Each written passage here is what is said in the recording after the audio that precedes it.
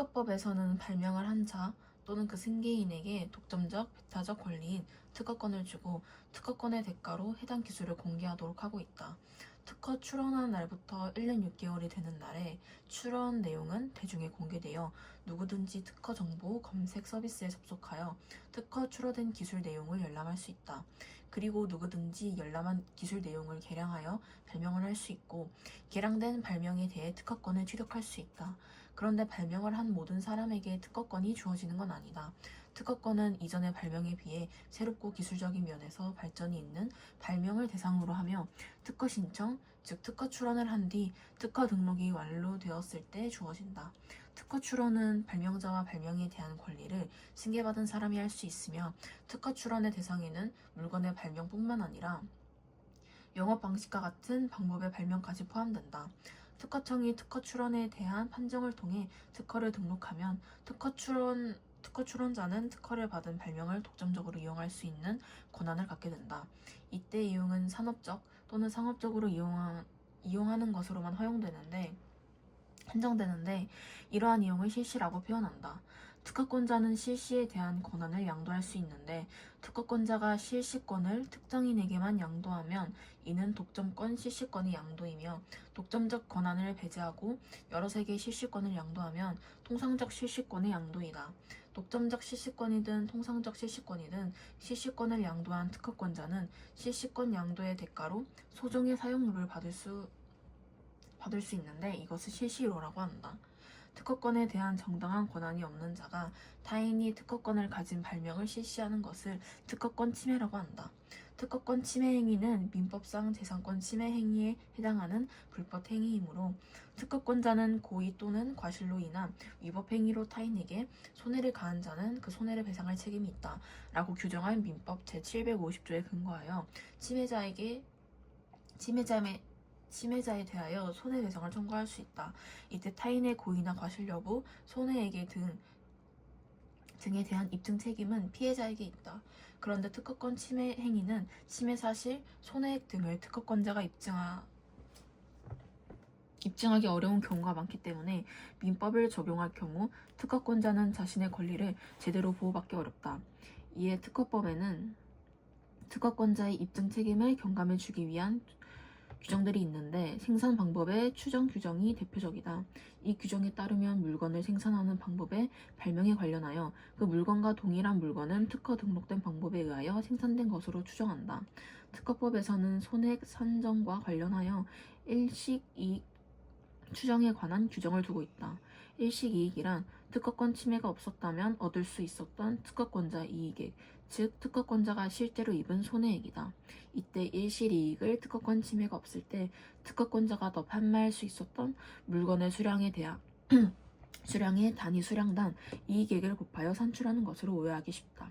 그러나 이 규정에서는 일실이익을 특허권자가 실제 생산할 수 있었던 물건의 수량에서 실제 판매한 물건의 수량을 뺀 수량의 단위 수량당 이익액을 곱한 금액으로 한다. 특허권자 A가 제품 100개를 생산할 수 있는 설비를 갖추고 제품을 판매하고 있었으나 B가 A의 특허권을 침해하여 B가 제품 50개를 판매하고 A가 제품 60개를 판매하였다고 가정해보자. A가 B를 상대로 특허권 침해로 인한 손해배상을 요구하며 제품 50개에 대한 일실이익을 주장한다면 이는 그대로 받아들여질 수 없다. A가 실제 생산할 수 있었던 물건의 수량은 100개이기 때문에 일식이익은 제품 40개에 대해서만 인정한다. 한편 침해자가 침해 행위를 통해 얻은 이익액을 손해액으로 추정하는 규정도 있는데 침해자가 침해 행위를 통해 얻은 이익액을 특허권자가 입증하면 그 이익액을 손해액으로 추정할 수 있다. 특허권자가 침해자의 이익액을 입증하면 입증 책임이 전환되어 책임자가 자신의 이익액이 특허권자의 손해액에 영향을 미치지 않음을 입증해야 한다. 통상적 실시권의 양도에 따른 실시료인 통상실시료를 통해 손해액을 추정할 수 있도록 하는 규정도 있다. 이 규정에 따르면 특허권자가 실제로 입은 손해, 즉 일실이익과 관계없이 특허권 침해에 대한 최소 배상액은 특허를 사용하기 위해 지불해야 하는 통상 실시료로 정한다. 통상 실시료는 일반적으로 판매액의 합리적 수준의 실시료율을 곱해 산출한다. 특허법은 특허권자의 권리를 보장하는 데 기여하지만 특허법에서 보호 대상으로 삼는 것이 유명의 발명품이 아니라 무형의 지적 창작인 발명이기 때문에 특허권 침해에 대한 손해배상에서 손해액을 산정하고 입증하는 것은 매우 어렵다. 더욱이 특허권 침해 행위에 대한 손해배상에 있어서 배상액이 너무 적다면 기업은 손해배상을 감수하고 특허권을 침해하여 이윤을 취하려고 할 수 있고, 배상액이 너무 많다면 특허권자가 발명 기술을 이용하지 않고 침해 행위가 일어나기를 기다리는 상황이 벌어질 수 있다. 특허법에서 특허권 침해 행위에 대한 손해액 산정에 관한 규정이 중요한 것은 이와 관련된다. 경제성장은 한 국가의 전체 소득을 총 인구수로 나눈 1인당 실질 국민 소득이 증가하는 것을 말한다.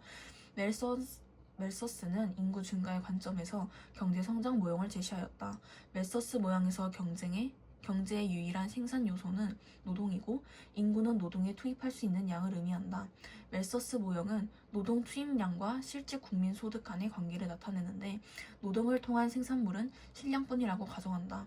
따라서 실질 국민 소득은 곧 그 사회의 식량 생산 수준을 나타낸다.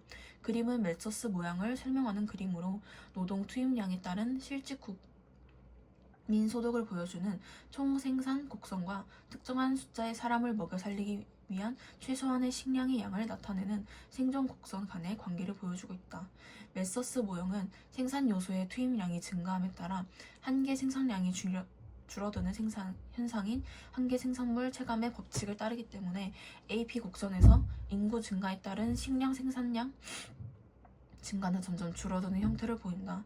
SB 곡선에서 AP 곡선이 위에 있는 경우 인구는 점차 증가하게 된다. 하지만 그림 1에서 볼 수 있듯이 인구가 어느 수준 이상으로 늘어나면 추가된 인구가 생산한 실량이 늘어난 인구를 먹여 살리기에 충분하지 못하다. 따라서 인구는 감소하게 되고 인구와 실질 국민 소득은 두 곡선이 만나는 지점인 점 2로 수렴하는 경제는 장기적으로 균형의 상태를 이루게 된다. 점 2를 멜서스 균형점이라고 하며 이 지점에 도달하면 더 이상 인구나 생산량의 변화는 일어나지 않게 된다. 이를 정체 상태라고 하며 이 상태에서는 더 이상의 경제 성장을 기대하기 어렵다. 정체 상태에서 사람들은 생존에 필요한 최소한의 식량만을 소비할 수 있게 된다. 경제의 생산 수준이 겨우 최소한의 삶을 영위하게 만드는 정도에 불과하기 때문이다. 멜서스 모형에 따르면 지속적인 경제 성장이 불가능하기 때문에 미래에 대한 희망은 없다. 하지만 멜서스 모형에서 가정한 것과 달리 현재 경제에서는 노동 이외에도 자본, 기술 등의 다른 생산 요소가 매우 중요하게 작용하며 실질 국민 소득은 식량 외의 다양한 생산물을 포함한다. 이러한 사항을 고려하여 솔로는 노동과 더불어 자본이라는 생산 요소를 추가하여 멜서스 모형보다 현실적인 경제 성장 모형을 제시하였다. 솔로 모형에서는 노동 투입량이 일정한 수준에 머물러 있을 때 자본량을 늘리면 더 많은 생산이 가능하다. 솔로 모형의 AP 곡선은 멜서스 모형의 AP 곡선과 동일한 형태이지만 자본량이 늘어나면 동일한 노동 투입량에서의 실질 국민 소득은 더 늘어나게 된다. 즉 자본이 1인당 국민 소득에 영향을 미친다는 것이다. 솔로 모형에서 자본량은 생산량을 결정하는 주요 요소이며 자본량의 변화는 경제 성장으로 이어질 수 있다. 하지만 솔로 모형에서도 어느 수준까지의 경제 성장은 가능하지만 끝없이 성장하는 것은 불가능하다. 자본도 한계 생산물 체감의 법칙이 작용하기 때문에 자본의 증가량에 따른 1인당 국민 소득의 증가량은 점점 줄어들기 때문이다. 나아가 자본량은 지속적으로 증가하지 않는다. 자본량은 투자와 감가상각이라는 두 요소가 따라 달라진다. 투자는 생산을 위한 지출을 의미하며 자본량을 증대시키고 감가상각은 시간의 흐름과 사용에 따라 자본이 소모되는 것을 의미하여 자본량을 감소시킨다. 자본량의 일정 비율은 매년 소모되기 때문에 감가상각은 자본량에 비례한다. 투자가 감가상각보다 크다면 이듬해 투자할 수 있는 여유가 생긴다는 것이기 때문에 자본량은 증가하고 반대의 경우에는 자본량은 감소한다. 그림 2에서 자본량이 투자와 감가상각이 만나는 지점인 K에 이르게 되면 자본량은 변화하지 않게 된다. 이렇게 자본이 어느 수준에 이르면 1인당 실질 국민 소득이 더 이상 커지지 않는 균제 상태에 머물게 된다. 하지만 균제 상태에서는 생존에 필요한 최소한의 소비만 가능한 정체 상태보다 더 높은 생활 수준을 누릴 수 있다. 하지만 자본량만으로는 균제 상태 이후 발생하는 경제 성장을 설명할 수 없기 때문에 솔로 모형에서는 균제 상태에서 기술 진보가 경제 성장에 미치는 영향을 포함하기도 한다. 기술이 진보하면 노동의 효율성이 증가하고 노동자 1인당 생산량이 늘어나게 되는 것이다. 즉 균제 상태에서 1인당 실질 국민 소득이 증가하게 되는 것이다. 기술 진보가 나타난 이후에는 투자 및 감가상각의 변화가 생기지만 결과적으로는 새로운 지점에서 만나 다시 균제 상태에 이르게 된다. 하지만 이후 지속적인 기술 진보가 나타나면 앞의 과정이 반복되고 이는 경제 성장으로 인해 사람들의 생활 수준이 지속적으로 향상되는 상황을 설명할 수 있는 근거가 된다.